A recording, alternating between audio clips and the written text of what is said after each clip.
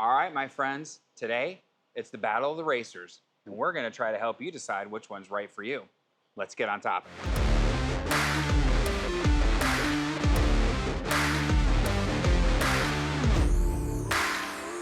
Hey everybody, it's Thomas with Get Out Arizona, and you are watching another great episode of Bike Showcase on Toolbox Topic. I'm joined once again by my co-host Brandon Van Leuven. Brandon, how the hell are you? Doing good. Nice, and we're coming to you from the Trek Bicycle Stores of West Phoenix in Goodyear, Arizona, because it's where the cool kids hang out, and me. And just to let everybody know, we have clean shirts on. We've recorded 3 videos in a row, so if you're one of the faithful, which we appreciate, yes, you'll know we, record as many of these as we can. So it's not a dirty shirt. We're not wearing the same shirt just to be funny. It's still fresh. It's because it's the same day. Fresh. So, and as I alluded to in the introduction, we are talking about the battle of the racers for the Trek mountain bikes in our ongoing series of bike comparisons. I'm going to link the other videos up. We already talked about the top fuel and the fuel on the Slash, and today we are talking about the top fuel in the Supercaliber. Yeah. This is not a price comparison because this is a 9.6 and this is a top fuel 7, so it would be unfair, but this is more of a platform comparison to try to help you decide which one of these bikes would be best for your riding style. Perfect. Yeah, Brandon, take it away. Take this one away. Yeah, this is perfect. That was perfect. It's a platform comparison. It would have been more fair to put a 9.7 here, but we won't talk about that. They are very, very different bikes. Both of them are racers. Right. And I think either one of these can be raced almost any race course that I've been on. Right. Absolutely. And they'll do just fine. However, big difference in the travel on both of these bikes. Yes. So I got 120, 120. I got 110 and 80. So this is a true race platform. This is like perfect for Pemberton and your smoother race courses. 80 mils, what they want this bike to do is to essentially feel like a hardtail in all conditions until you hit something. Right. So I can tell you from experience, I have raced this bike at McDowell, and it feels like that. Okay. It absolutely works so well. You're going down the course, you're hauling it, hopefully hauling ass. I don't know. I think I'm hauling ass, but probably not. You hit that water bar or something like that, and you kind of make that little flinch, that little squint. Thing rolls over, it's so nice and smooth, and then you take off again, just like a hardtail would feel when you're taking off. It is pretty damn amazing. I'm a big fan of Supercaliber. Where this thing lacks is, I wouldn't want a Supercaliber for everything else. Right. If I can only have one bike between these two, I'm picking top fuel any day. Okay. Because now I can take my top fuel, I can go to South Mountain with it and still be pretty capable. Yeah. I can take it to Stray or some of the more complicated. I can take it to Sedona and be pretty capable. I do feel like, even though I tell you how much of a wimp I am on the trail, that this would be limiting on a lot of trails, more advanced technical trails. Right. And I wouldn't want that bike for that. Now, a few guys in the shop have this bike, and they say it's just fine. I think I need a little more help than that. I need a top fuel. I need 120 front and back. And it would definitely depend on And I'll be happy on to the race rider. it any day of the week as well. Yeah, absolutely. Yeah, because we see and having ridden extensively up north, Flagstaff, Sedona, Prescott, Payson, there are trails you could take this out that are very similar to Pemberton or Brown's Ranch or even some parts of Hawes, which are more flowy and not as technical. And I think this would do just fine. Yeah. I think for hardtail fans who are used to riding a hardtail, giving themselves some suspension up front, I think this would do just fine too on any of those circumstances. Right. But for people who are used to that squish of a full suspension, say like from the Fuel EX lineup, all right, that's where this one's going to feel very different when you hit some of those bigger bumps. And again, that's also for our conditions here. There might be some spots in the Midwest. I don't know. I haven't ridden the Midwest much. I used to live in Minnesota. That's all you'd ever need in Minnesota. Minnesota considered Midwest? Yeah, for sure. Definitely. Kind of up high. Well, Northern Plains, Midwest. I call it Midwest. Midwest? Yeah, 'cause if I remember my geography, it's Michigan's up here, Minnesota's over here. Yeah, it's on the border You're with right Canada. by Canada. Northern Plains. Yeah, Minnesota. Anyways, it's about all you would need there. Okay. All the trails I've ridden at that place. Nice. And it would be just fine for that. But here with those rocks and things, We could run into some issues. our race courses here are nice and smooth and fast and flowy, but the rest of it isn't. And I want super chunky. I want this. Yeah. Well, staying true to form, let's Unless I win the lottery, and then I'll just have both. Here we go. I'll take both in a 9.9, please. Yes. Large size frame. Yep. Now, moving front to back, again, we're not going to necessarily do, it's a platform comparison, but this is going to have a little bit better spec because it's a 9.6. Well, even though it's the entry level of that carbon. Well, these only come in carbon, though, too. They do. So it's a 9.6, 9.7, 9.8, 9.9. Right. Where so this is our entry level top fuel. Sorry, Supercaliber. But you take a step back in components on this to make the price point hit. That is right. So we're talking that carbon's expensive. SLX and Dior. And Dior. So it's a step back in components compared to our aluminum top fuel that we have sitting here. Which is going to be But that's just to get your price point where they want it to be. Okay. So it's going to be similarly spec'd with the XT derailleur being a better derailleur, obviously. Right. We've got 4 piston brakes. We got through axles. Let's talk about the shocks, though, because on this shock, it's wired to go full lockout, to lock this front out, as well as an integrated for the dropper post. It's a freaking race bike. It's a race bike. Now, it's 120. Do riders have 110 out of the box? 110 out of the box. Okay. So then that answers my question. You can go an additional 10 millimeters. You can go to 120 without making the bike feel stupid. Now, is that adjustable right out of the box, or do you need to purchase a separate fork or kit? It would probably be a separate fork in this case. Okay. With that fork. Yeah, I don't think there's a rebuild for this. There's not a rebuild for this one. So we're 110 out of the box, but we can purchase a fork and go 120. If you wanted to. Anything more, it's going to just not be good as far as that goes. For what the bike geometry was designed for, it might get a little more floppy in the front. All right.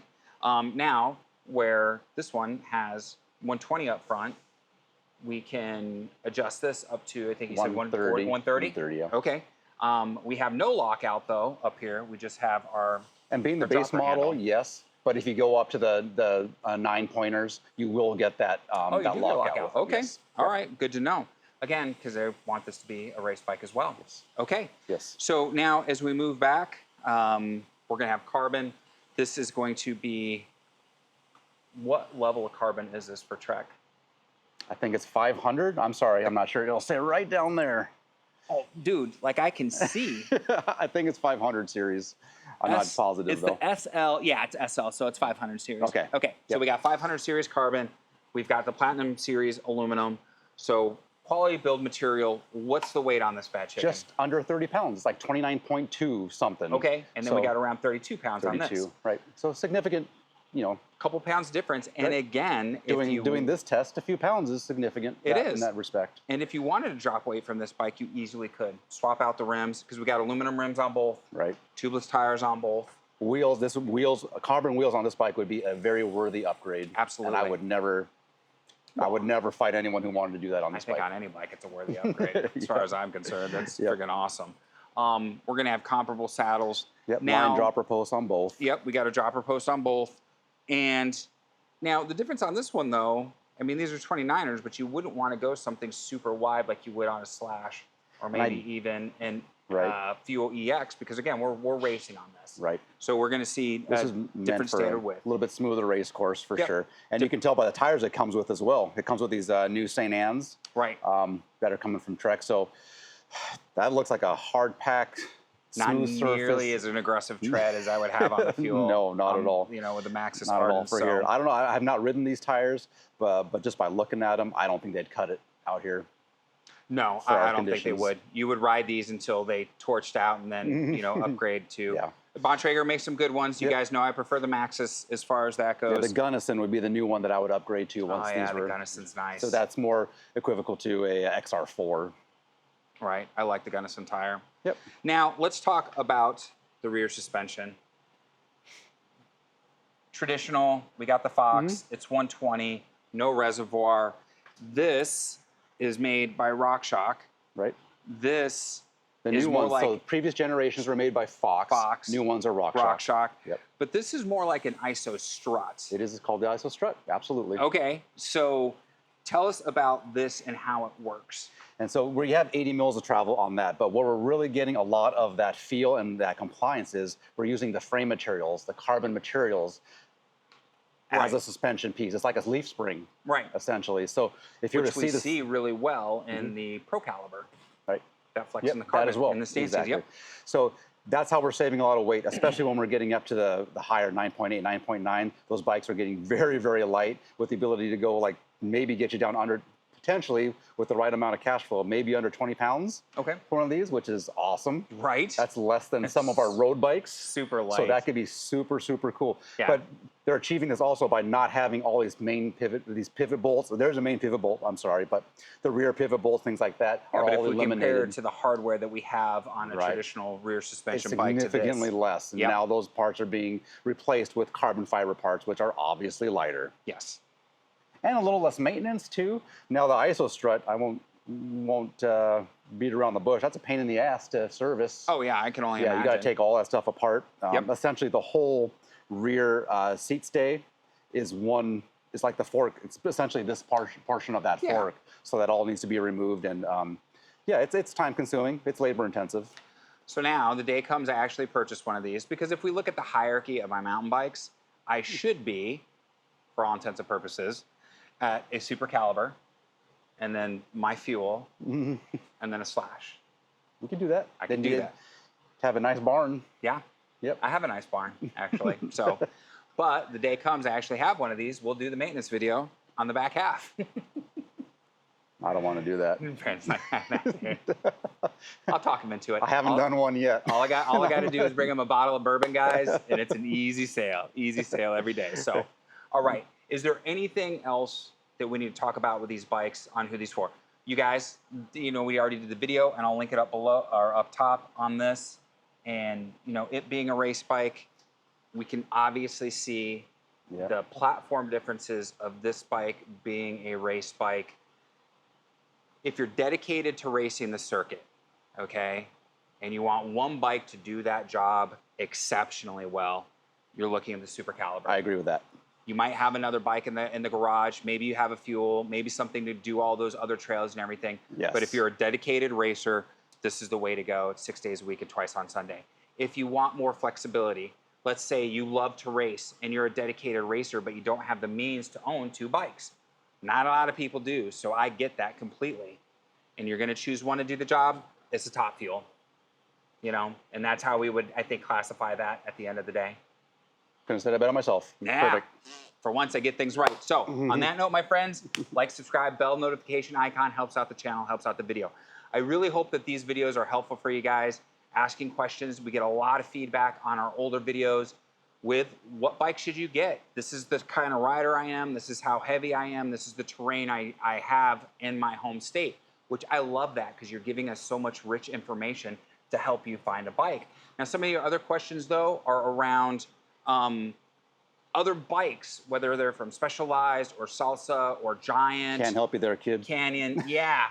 And believe me, I wish we could. I wish those companies would send us those bikes and we can test and do these all day long. That would be so much fun, but we can't. Trek and sometimes the occasional Salsa when we get those in is pretty much all we can do, but we will help you the best we can answer If you're a those Trek questions. fan, yeah, we got you covered. We got you covered, exactly. But we will do our best as far as we can on the others. So, all right, links down below. Trek Bicycle Stores of West Phoenix is the most important one. Yeah, have any questions, give Brandon and his amazing team a call. Guys and gals will be more than happy to help you out. Instagram, TikTok, Facebook, the devil's work. It's needed. Get the word about Get Out Arizona, okay?